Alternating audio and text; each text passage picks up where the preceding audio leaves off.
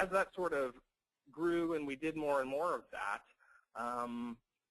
we saw the opportunity for it to become a weekly series. So we began Indie Alaska, which was a weekly series, still going, though I've left it. At Alaska Public Media, we've made 65 documentaries in 65 weeks about Alaskans from everywhere from Bethel to Haines to Juneau to other places across Southeast and South Central and everywhere on the road system, trying to reach as much of Alaska as we could to tell those stories. But again, the real spirit of that and the core of that is trying to reach our local audience and let them know that as a nonprofit organization serving our community, we really care and we're really interested in, those people that are here in our community and Alaskans. And now that has morphed into, this is me here in the middle of in the green jacket, that has morphed into my own company working directly with the national organization PBS to make Indie America. So we're taking that same spirit of Indie Alaska, of telling the stories of everyday people in our communities to a national stage. So we've gone to Washington, D.C., we've gone to Illinois, we've gone to Nebraska, we're going to Utah and Michigan and a couple of places in Texas, and a bunch of points in between over the next year to produce like stories for local stations around the country to share with their audiences and to also help train folks in sort of the method and ways in which we've created this type of content. Because really we've done it on the cheap in a way that, heretofore, especially in the public media world, but probably across the board in video production just hasn't been possible. I think our budget, besides staff time, our budget for the 65 documentaries that we made was not even $10,000 that we got as a grant. And I don't know that they even spent all of it. So, to be able to do that level of production for that low of a dollar, that includes travel and everything, it kind of changed a lot of things. And so it's an exciting time for us. So let's see here. Next slide. Okay, so this is the popular internet meme, Bad Luck Brian. Make fundraising video. Video costs more than it raises. So don't be like Bad Luck Brian. And that's sort of what we're talking about here today. I mean, so many organizations like yours, on a campaign like Pick.Click.Give, if you went to a video producer and said, hey, make me a compelling video that tells the story of our organization and makes people want to support us, chances are you could be spending, close to or more than you can expect to make on a campaign like that. And I've definitely been there, and I've felt the frustration of that, especially when, your board wants video, your staff is excited about video, people want to be doing video, but the costs are so prohibitive, and especially when we're talking about, organizations with a lot of different campaigns throughout the year, how can you come up with something that will be one size fits all and actually end up paying for itself? So my goal today is not necessarily to sell you on hiring somebody like me to make video, or even to tell you every detail that you'll need to know to make your own video, but more to encourage you by kind of peeling back the curtain a little bit into how a video is created, how you can start thinking about doing it yourself, or working with people on your staff or volunteers to get that kind of work done.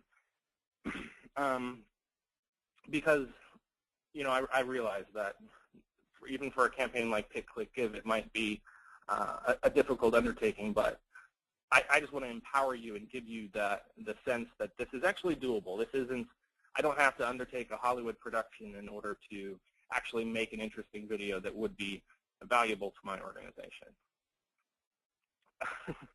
So Alec Baldwin spoofed his role in Glengarry Glen Ross one Christmas time on Saturday Night Live as an elf that came in, A, always, B, C, cobbling, and encouraging the elves to make more presents in time for Christmas. And he said, the tools are weak, you're weak. Anyway, so my point here is that it was easy in the past to say that well, we can't get into video because we don't have the professional equipment. We don't have access to the things that we need in order to be able to do that. And the reality is today, it's pretty much impossible to say that. If you have a smartphone or someone on your staff has a smartphone, you have access to a better camera than many professionals had 10 years ago. And with the iPhone 6, I mean, you can see over here I've got an article that I took from somewhere online. But so this is just a collage to show you all the various tools that are available. And I don't spend a lot of time talking about the gear part of it, like what cameras you need or what software you need to use, because the fact of the matter is that there is so much good stuff out there now that you probably already have access to, that I really hesitate to encourage people to go out and buy a new camera or get the gear, because really what you should be doing is looking at what's around your desk, what's around your office, what people have access to already, and figure out how to make that work. So that could be as simple as, you know, somebody has a DSLR camera like this. This 60D is the camera that I've used to make scores and scores of documentaries. I've used different cameras for different applications. The GoPro, I have a bigger cinema camera that I use sometimes, but the point is everything has gotten to the point where it's so good that even an iPhone is better than expensive cameras that were available years ago, if you use it right and if you, you know, take the time to do a good job. But, you know, down in the corner here is a picture of my laptop that I took that has a teleprompter on it. And that's just a website, easyprompter.com. So now you could take and write a script for a short piece direct to the camera, use the internal camera, the webcam that faces you, and just read your script right off the screen, and you'd look as slick as, you know, Channel 2 News reading the news. It's the same exact kind of technology that's built right into your laptop. So really, the thing about gear is that it's not the thing that's holding you back. That said, I'm happy to, if people have specific questions about equipment and gear, I could talk all day about that, because I really do love that stuff. But for this type of audience, especially when I don't know exactly where everybody's at, it's often best to just sort of say, you know, use what you have, whether it be an iPad, your iPhone, if you have a DSLR camera, if you have a laptop with a built-in microphone and camera and all of that, like my Mac laptop has and a lot of PC laptops have nowadays. You know, that could be the tool that you use. But the question then is, where do you start? You know, I think it's really easy to get overwhelmed with all the details before you even get into it and say, gosh, you know, I can't really even do this. I can't imagine where to even begin in doing something like making a video. But I think a good place to start, a really solid place to start, is understanding the different types of video that are out there, and understanding the type of thing that you'd want to make, especially given, you know, A, whatever your goals are, what story you're trying to tell, what type of story you're trying to tell, and B, you know, the skills that you have at hand and the tools that you have at hand. Some basic video types that you'll see all over the place, everywhere from TV news to YouTube to everywhere. Some basic types that are popular that I think really sort of, you know, give you the gist of it are these here. So the talking head, that's kind of like the news presenter. That's like, you know, just watching a news anchor read the news. Again, oftentimes using a teleprompter like I showed you with Easy Prompter, and just directly addressing the audience. So you can see this guy here. This is Mike from a PBS show, Idea Channel, that is a really great sort of look at popular culture and you know, digestion of everything that's going on in the internet today. It's just a talk show of him directly addressing the audience. That's perfect for if you just want to set up your laptop and talk directly to it. Now, you know, there's other ways to bring in elements, just like in TV news. You can bring in a picture next to your head fairly easily in editing software to give, you know, sort of that news look to a video, but really popular style, probably the #1 style on YouTube, just because it's become so easy for people to talk directly to a camera that it's probably the #1 thing out there.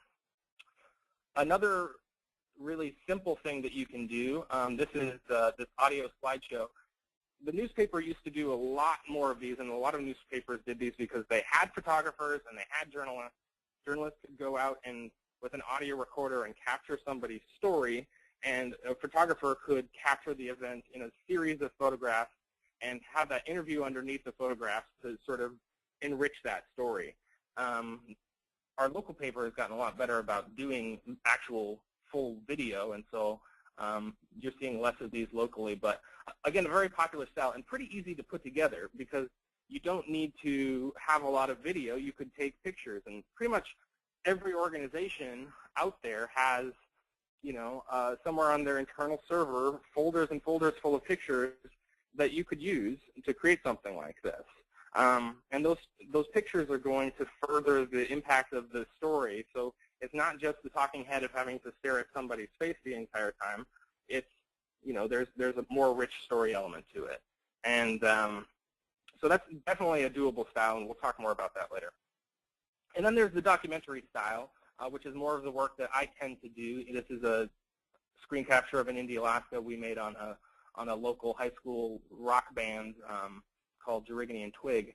And so that would be similar to both of these other styles. We interviewed the members of the band, and so they were similar to this talking head, directly addressing the camera.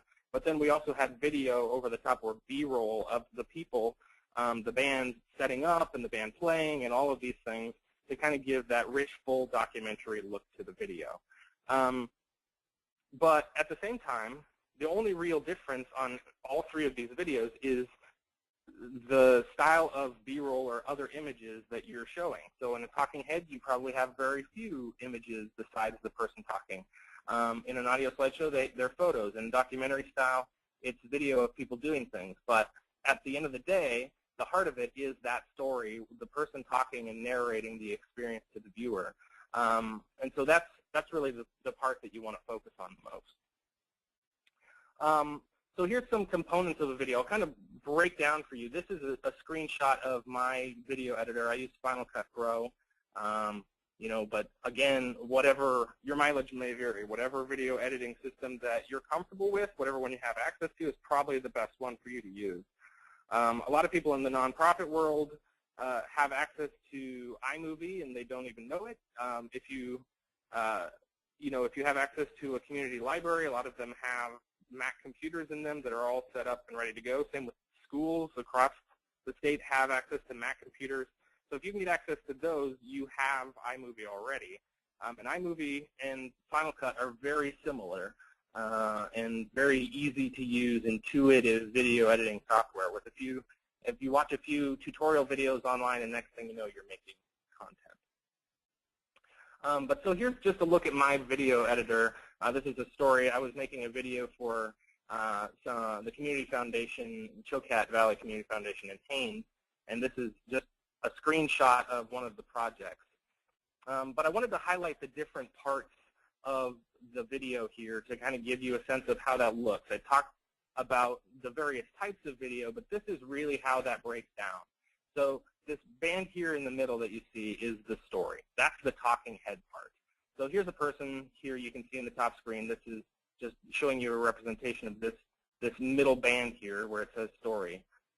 This person was telling me about how in Haines they've decided to take empty storefront windows and put art in those storefront windows and make them, you know, sort of a citywide public art gallery so that people can, A, experience the beautiful art that Haines has to offer and the artists that are working there, but also give those people an opportunity to sell it to both locals and, you know, folks that come in on cruise boats or people that just come in as tourists. They'll be able to see that art, see that it's for sale, and have access to the information that they need to be able to contact those people and maybe go to their gallery or something like that. So that was the main story. So here I've created that story by chopping up the parts of the interview that I did with this particular individual. And then on top here, is B-roll. So you can see this B-roll is the video. Now down here in the story is where I've actually taken the pieces of her talking, this talking head. And on top of that, I've layered images of the art. I've layered video of her and some other volunteers putting the art up just to cover the cuts so that you don't see her face flickering where I've made a cut in her story, but also to make it a richer story and to give you a better sense of the place and the people and who they are and what they're doing. So again, here's my story down here. Here's the B-roll up there. That's pretty much, that's it. That is the meat of making a video. Those are the two things, the story and the B-roll, that really build something like this. Now, if you were, for example, making an audio slideshow, it would be very much the same. You'd create the story. Say you'd interview somebody, maybe a volunteer that works at your organization or a board member, whomever you think is the appropriate person. Ask them some targeted questions, the types of things that you want to get across in the video. You can go through and edit those together, whether it's scripted or whether it's just an interview. You should be able to go through that audio or video and find the things that you really want, those gems that you want, and cut those into a story, and then you could cover them up with photos. So your B-roll could just be photos of the types of things that they're talking about, photos from the fun run that your organization did, or photos from your major fundraising event, or photos from one of your programs that's in a school, or it could really be anything. It just depends on what they're talking about in the story. And then the rest of it, to make a complete, finished, polished video, is just a few titles and graphics. That's like putting the person's name below their head when they're talking so that people know who that is. And then maybe dropping in some music to kind of give it a richer feel. But really, it's not any more complicated than that. It's just those simple components laid out together, from story to the B-roll that is the images that you see that covers the cuts and also furthers the story, to some graphics and titles and some music. Now, the question that always comes up with this is, well, okay, that's all great. Well, I understand those simple components to a video, but how do you actually come up with these stories? Isn't the storytelling part the hardest? And to be honest, every single video that I do, I create a basic storyboard. A storyboard, now here's an image. This is an image of the storyboard that I actually use when I create a video, but this could be a piece of paper with a grid marked on it that the left column is the pictures that you see, the right column is what you hear when you see that picture. And that's it. And that's the way, whether it's a huge project that's going to take more than a year to work on, or a video that I'm going to turn around in a day or two, this is where I start. And so what that looks like for creating that story, I've used this example before in trainings, but so similar to what you're trying to do with Pick.Click.Give or campaigns like that, I needed to create a story for Alaska Public Media that was telling the story of some of our hosts and some of the journalists that work there. So I created a series of short videos with some of my colleagues there to kind of highlight, what makes Steve Heimel tick, or what is Lori Townsend really like, or what is she like when she's not reading the news? What are some of the other journalists like, and hosts and folks like that like? So for this example, I met with Steve Heimel, and Steve Heimel, the host of Talk of Alaska, sort of venerable, longtime journalist here in the state, and definitely a major character. I sat down and talked to him about his life and working there at Alaska Public Media and APRN and what that was about, and kind of got a sense of it. And then from there, I just worked with him to create a simple script. And by simple, I mean simple. For a short video, 30 seconds, a minute, 2 minutes, which is really going over 3 or 4 minutes in the online world or in sort of anything, especially if you're not a professional in doing video. Shorter is always better. And so for this one, we were keeping it under a minute. Well, a minute video, probably if I wrote out the script, is less than 100 words. It's not a lot of, you don't have a lot of space to tell a lot in that time. So we just generated a simple script based on the things that he told me that were sort of part of his life. And the thing I chose to focus on was the fact that he rides his bicycle to work. He lives in Spinard and rides to the UMed district where the station is every day, like at 4 in the morning, because he's there to do the morning news. And I just thought that was an interesting thing that spoke to his character, so we focused on that. And you can see on the right-hand side are the things that I asked him to sort of say. He could put them in his own words, but I gave him the script so that he'd have that sense of exactly what we were going for. So I knew that when we were done filming, I had what I needed to be able to put this story together. So he says, most of my career I've had to get up really early. It's 3 miles from my cabin to the studio. One day I just took it into my head to see if I could do it by bicycle. I just wanted to see if it could be done. A whole lot of my family members are in journalism, but I didn't think that's the direction I was going to go in my life. So you can see he's talking about himself personally, and he's sort of narrating what he's doing in the visuals. On the left-hand side, the visuals, you see a clock in his house, and it's early in the morning. Next thing, he grabs his beaver skin mitts. He's very Alaskan and proud of it, and his hat, and walks out the door. Then you see him outside of his cabin in Spinard, and he's getting on his bike. And so basically, that simple way of laying the story out, both in terms of what visuals I thought I wanted and the things that Steve would say, allowed me to go in and actually produce this piece very, very quickly. I think I shot it in an hour or two and got all the shots that I needed, knew I had everything I needed, and then when it came time to record him doing the voiceover part, the interview part, it was very easy to be able to check off each piece and say, okay, we got that, okay, thank you, got that. And we were all on the same page, and it's very easy. So really, you could apply that method to just about any story that you wanted to create, whether it's, whether you're starting with the photos that you have of an event, and you put those down as the visuals that you have, and then on the other side, crafting what story you could tell underneath those visuals, whether it's a volunteer has an amazing story, and you know that story, and you can break it down into its component parts and then figure out what visuals you need to capture or what photos you need to find in order to tell that story more richly. It's a really simple framework, and I think that it just works. And it's sort of the secret that most video professionals and people working in this creative work don't tell you, is that that's all it is. So with that, I thought maybe we could open it up and see what questions people have. And, because it's really hard for me to gauge where people are at and know exactly what kind of, what place you're in, and because there's all kinds of skill sets, there's all kinds of different organizations. But with that overview, I'd just be interested to see what questions people have. So one question is, what's the optimal length for online use of a video? I think it depends on what type of story you're trying to tell, but I think you really, really want to live and die by the rule of shorter is always better. There pretty much isn't, well, I look at it this way. Whenever I make a piece, but regardless of what it is, if it's for a paying client, if it's for, as a volunteer for a nonprofit organization, for an employer, the final step that I do when I feel like it's in a really good place is say, okay, how could we make this shorter? And sometimes that's 10% shorter, 20% shorter, 30% shorter.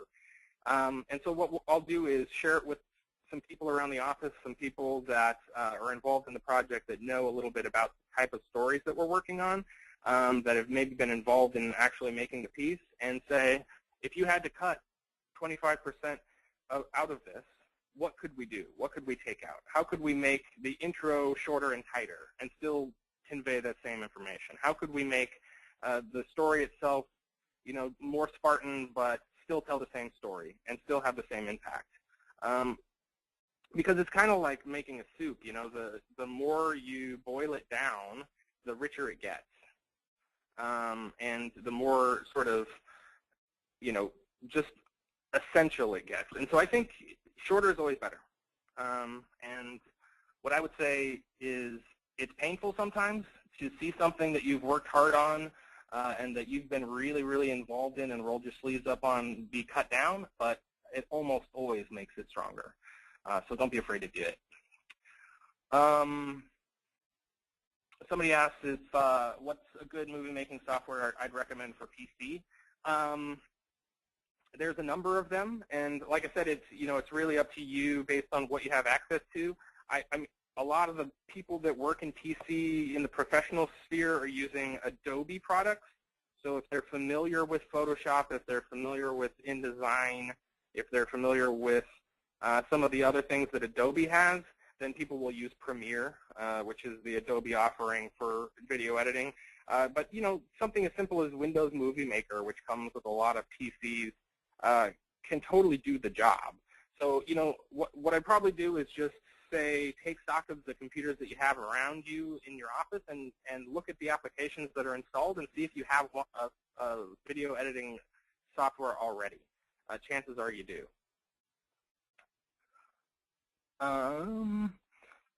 So can I share a link to actual videos that I've made? Yeah, I definitely can. So the problem with this webinar situation is that we've had enough technical difficulties as it is, but yeah, I can't really play back video. But what I would say you should do is go to India, Alaska. Just Google India, Alaska, or go to youtube.com/India, Alaska.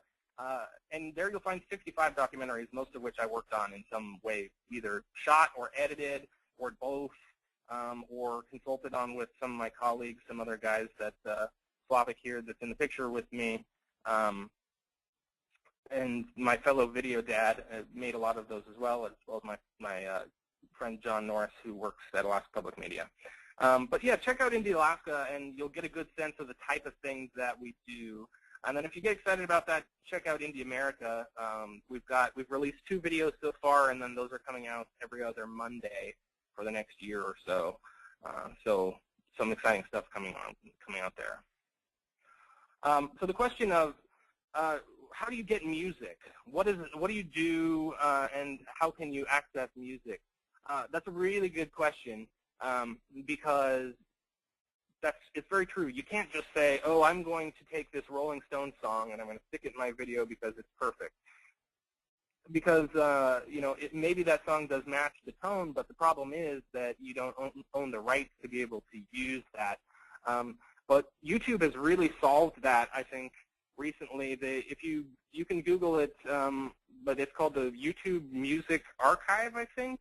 And basically what they've done is make hundreds and hundreds of instrumental tracks that are built for video, the kind of thing that just works really well underneath people's voices.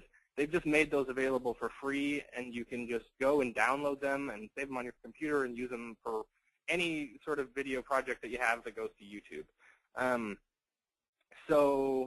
And that's completely rights-free. You don't have to pay for it. It's just music that's available that they've gone ahead and bought so that people, because basically they're having a hard time policing all the people that are using music that they don't have the rights to use.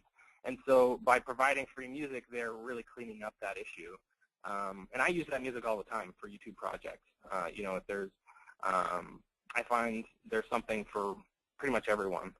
And a lot of editing software as well will come with some stock tracks. The only thing to be careful with that is, the iMovie, the few songs that it has, or Final Cut, or any of those softwares, you kind of recognize them, and it sounds like the stock music from Final Cut, and so you probably want to avoid that if you can.